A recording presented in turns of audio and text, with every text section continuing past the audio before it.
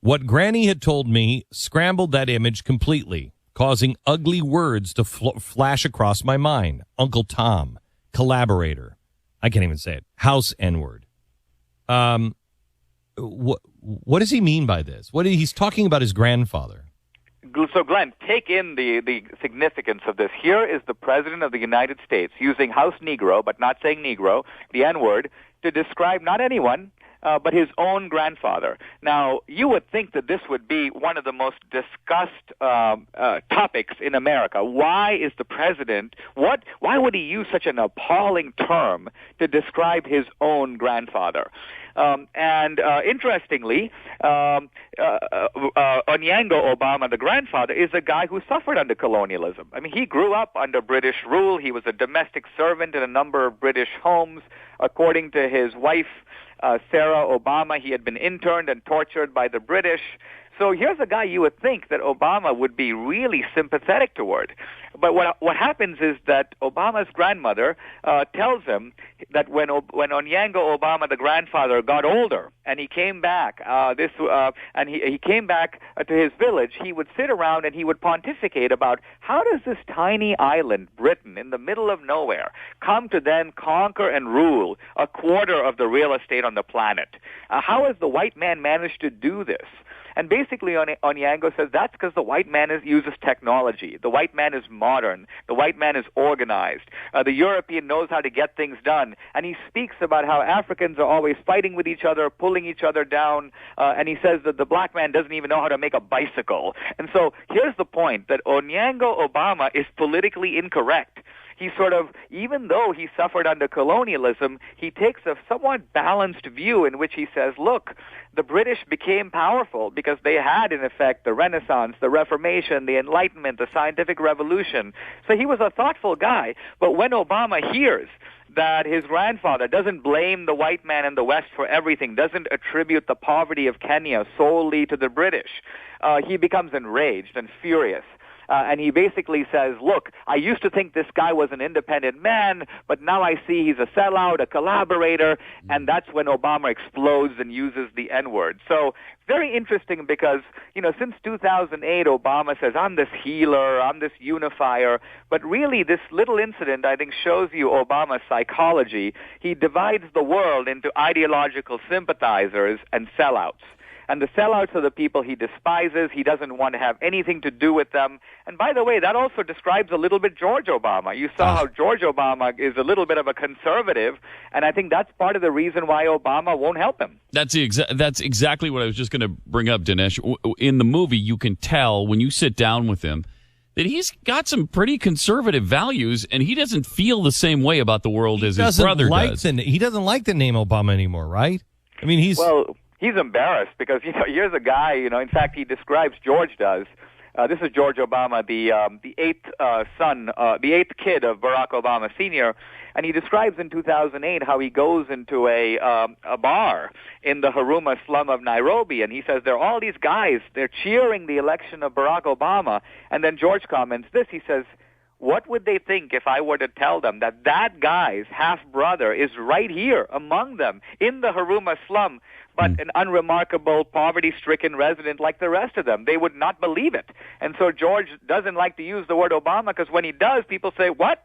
How come you're living in third-world degradation when your brother's a multimillionaire and the most powerful man in the world? Because he doesn't believe in I'm My Brother's Keeper. And one of the most amazing stories I think I've ever heard, and I haven't heard it from you, would you please tell the story about what you've done with his brother?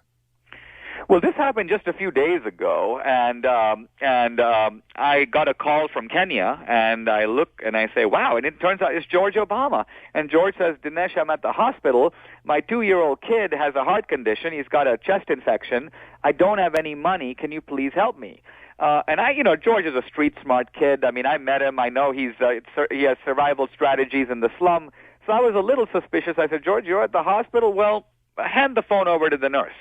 But I got confirmed from the nurse that, yeah, he was at the hospital. His kid was sick. There was a chest contagion.